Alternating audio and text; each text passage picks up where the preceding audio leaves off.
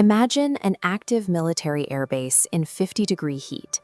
Air raid sirens are blaring overhead, and the pressure to keep every jet flight-ready is constant. During this conflict, the personnel maintaining those fighter jets were not local technicians. They were covertly embedded Chinese military engineers operating on the ground in Pakistan. These elite developers from the Chengdu Aircraft Design and Research Institute were deeply integrated into the operational framework, providing the technical backbone for the fleet. Early intelligence reports from India regarding this level of direct Chinese involvement were met with widespread skepticism by international observers. China eventually validated those intelligence claims themselves. A recent broadcast on the state-run network, CCTV, featured a lead engineer admitting his team was present to manage technical operations.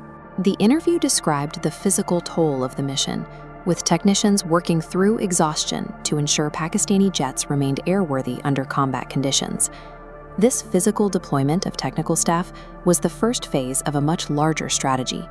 Beijing and Islamabad used this ground-level cooperation as the foundation for a synchronized psychological warfare campaign designed to rewrite the history of the encounter. As ground operations stabilized, the focus shifted to the digital front. The alliance began managing a joint disinformation campaign aimed at shaping global perception.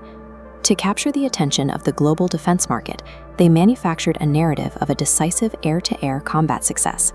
Chinese state media began claiming that their J-10 fighter jet had achieved its first-ever combat kill, supposedly shooting down a top-tier enemy aircraft. The target of this alleged kill was the French-made Rafale, a mainstay of the Indian Air Force. This was a fabrication. There was no wreckage, no pilot capture, and no physical evidence provided to support a claim that would have otherwise made global headlines. Claiming a victory over a highly advanced European jet serves as a high-stakes marketing pitch, intended to build the brand of Chinese aviation for prospective international buyers. They maintain this narrative through a constant barrage of online articles, using platforms to inflate the perceived performance of jets like the JF-17 Thunder. This confusion was unintentionally amplified by erratic statements from global political figures regarding equipment losses, which gave the Chinese narrative the oxygen it needed to spread. Beijing relies on inventing phantom victories in the media because they have struggled to achieve them in contested airspace. The polished digital hype is currently being dismantled by the actual performance of Chinese hardware on the battlefield. This is the HQ-9 air defense system.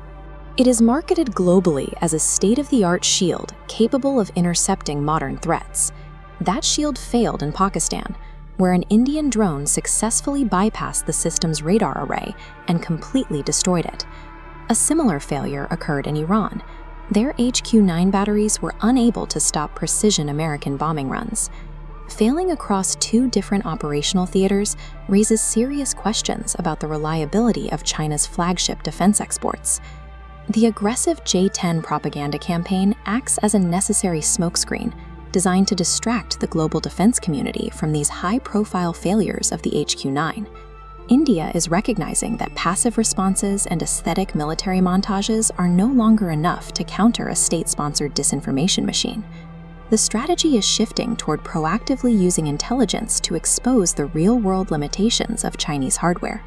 By sharing verifiable data on equipment failures with the international community, India can disrupt Beijing's defense export economy through factual transparency.